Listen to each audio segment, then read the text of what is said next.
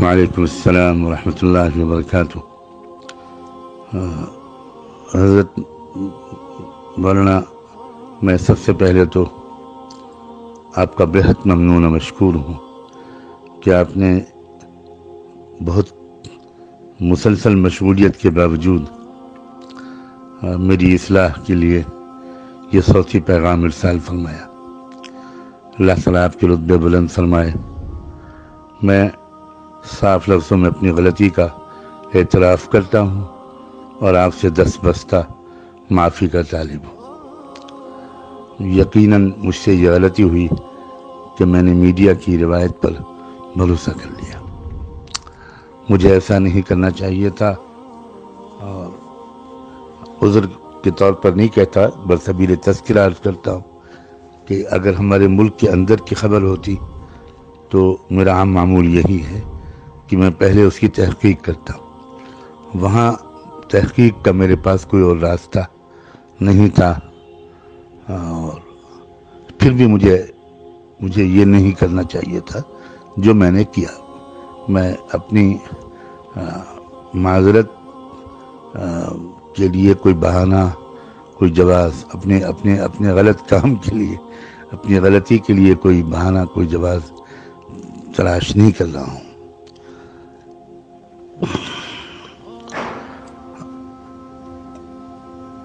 یہ بھی میں تذکرہ کر دوں کہ یہاں ہمارے ملک کی جو صورتحال ہے، حالات ہیں، اس میں ہم لوگوں کو بہت شرمندگی اس لیے بھی ہوتی ہے کہ یہاں کروڑوں کی تعداد میں، بلا مبالغہ کروڑوں کی تعداد ایسے غیر مسلموں کی ہے کہ جو کروڑ پتی ہیں، ارب پتی ہیں، کھرب پتی ہیں، مگر وہ ایسی تنظیموں سے وابستہ ہیں، تحریکوں سے وابستہ ہیں۔ ان کے اندر ایسا شعور، قومی شعور بیدار ہو گیا ہے کہ انہوں نے اس عہد نامے پر دستخط کیے ہیں اور اس عہد کو نبھاتے ہیں کہ وہ اپنے بچوں کی شادیوں پر بہت کم رقم خرچ کریں گے۔ یقین بھی آنا مشکل ہے وہ انسان جو 5 کروڑ 10 کروڑ خرچ کر سکتا ہے، وہ بھی عام طور پر 4-5 لاکھ یا 10 لاکھ سے زیادہ خرچ نہیں کرتا، اور اس پر کڑی نگرانی بھی رکھی جاتی ہے۔ تنظیمیں اپنی ممبرشپ سے ایسے شخص کو نکال دیتی ہیں، اس کا سماجی مقاطعہ، بائیکاٹ کیا جاتا ہے، اور وہ لوگ اپنی وسائل کو قومی تحریکوں کی مضبوطی میں خرچ کر رہے ہیں۔ میں براہ راست واقف ہوں ان تحریکوں سے، ان میں لگے ہوئے لوگوں سے، بعض وقت ان کے قائدین سے میرا ملنا جلنا ہوتا ہے، اور دعوتی مقاصد سے اور ملک کی فضا کو زیادہ بگڑنے سے بچانے وغیرہ کے مقاصد سے میں ان سے کبھی کبھی ملتا ہوں۔ تو یہ باتیں مجھے اندر سے معلوم ہوتی ہیں کہ اس قوم کے اندر، بہت بڑے بڑے سرمایہ داروں کے اندر یہ شعور بیدار ہو گیا ہے کہ ہمیں ان رقموں کو اپنی قوم کی مضبوطی میں استعمال کرنا ہے، اور یہی وجہ ہے کہ وہ کہاں سے کہاں پہنچ گئے۔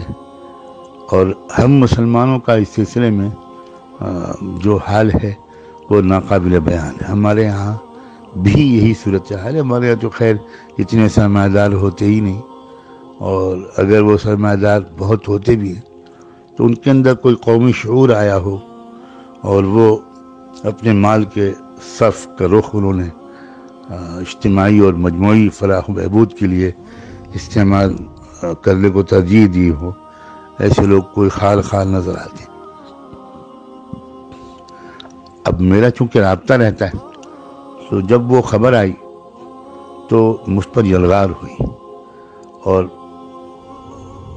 دونوں طرف سے ہوئی، مسلمانوں کی طرف سے بھی ہوئی، اور اس کی ایک وجہ یہ بھی ہے کہ میں شاید اب تک تقریباً چند سو نہیں بلکہ چند ہزار لوگوں کو اپنی اصلاح کے لیے آپ کے بیانات کے سننے کی طرف باصرار متوجہ کر چکا۔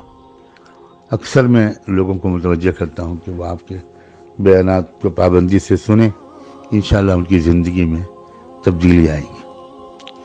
ایسے بہت سے مسلمانوں نے بھی مجھے فون کیا، احتجاج کیا، اپنی حیرت و استعجاب کا اظہار کیا، اور بہت سے غیر مسلموں نے بھی مجھے فون کیا اور اپنے تعجب کا اور ناپسندیدگی کا اظہار کیا۔ تو بس وہ فوری طور پر ایک تاثر تھا اور میں نے وہ گفتگو نشر کر دی، لیکن اب میں بڑی حد تک شرمندگی محسوس کر رہا ہوں، اور آپ کی طبیعت میں تقدر آئے یا آپ کے بارے میں کوئی بات کہوں میں، تو یہ تو مجھے بہت ہی زیادہ بہت دکھ ہو رہا ہے محسوس کر کے کہ میں کیسے اس کی تلافی کروں۔ بہرحال فی الحال تو میں آپ سے معافی کا طالب ہوں اور آپ کی دعاؤں کا، محبتوں کا محتاج ہوں۔ بلا شبہ رائے الگ الگ ہوتی ہے، ذوق الگ الگ ہوتا ہے، اور ہر رائے کی اور ذوق کی بڑی حد تک گنجائش بھی ہوتی ہے۔ ہم نے اپنے یہاں یہ بھی دیکھا کہ ہمارے جو اکابر ایسی تقریبات میں شرکت نہیں کرتے تھے تو اس سے بھی اصلاح ہوتی تھی۔ ایسے بھی واقعی نمونے میرے سامنے ہیں کہ ان گھرانوں پر اس کا اثر پڑا کہ بھئی اب ہمیں روش بدلنی چاہیے۔ تو مقصود تو اصلاح ہے، آپ کا مقصد جو آپ کا طریقہ کار ہے اس سے بھی اصلاحی مقصود ہے، اور جو حضرات دوسرا راستہ اختیار کرتے ہیں ان کا مقصد بھی اصلاحی ہے، اور آپ نے تو خود بھی فرمایا ہے کہ یہ تو اختلافی رائے ہے۔ بہرحال میں بہت شرمندہ ہوں، مجھے افسوس ہے، لیکن جس پس منظر میں یہاں کے جن حالات سے میں اچانک مجھے اندر ایک داعیہ پیدا ہوا وہ میں نے آپ سے عرض کر دیا۔ اللہ کرے کہ آپ کا دل بھی صاف ہو گیا ہو۔ میں آپ کی دعاؤں کا بہت محتاج ہوں۔ جزاکم اللہ وبارک فیکم ونفعنا بما آتاکم، والسلام علیکم ورحمۃ اللہ۔